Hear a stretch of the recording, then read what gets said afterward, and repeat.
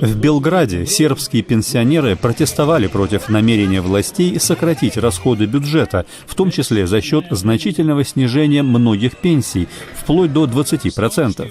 Противники мер бюджетной экономии опротестовали планы правительства в Конституционном суде и пригрозили обратиться с иском в Европейский суд. Предлагаемое сокращение пенсий в стране может затронуть более 700 тысяч сербских пенсионеров. В Киргизии специальное расследование, организованное правительством, выяснило, что почти 90% продаваемых в стране детских игрушек содержат вредные для здоровья вещества. В обнародованном докладе отмечается, в частности, что в большинстве пластиковых игрушек выявлено повышенное содержание формальдегида и фенола.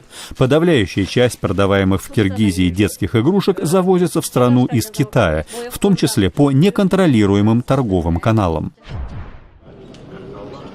В столице Афганистана Кабуле открылась выставка товаров из Пакистана. Ее экспозиция призвана укрепить деловые связи между соседними странами.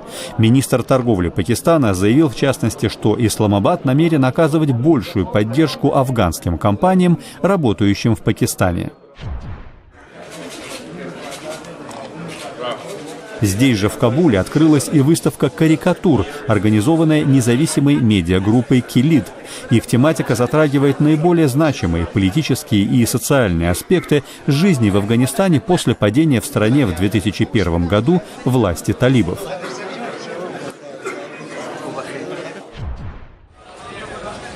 В городе Пешавар на северо-западе Пакистана юристы провели однодневную забастовку солидарности после того, как у дома бывшего президента местной ассоциации адвокатов была обнаружена бомба. Ее удалось обезвредить.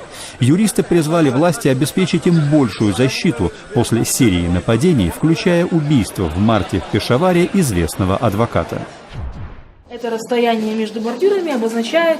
В одной из галерей Минска открылась выставка белорусского фотографа Натальи Ковалевич «Слепой от рождения». Она снимает с помощью голосового приложения своего мобильного телефона.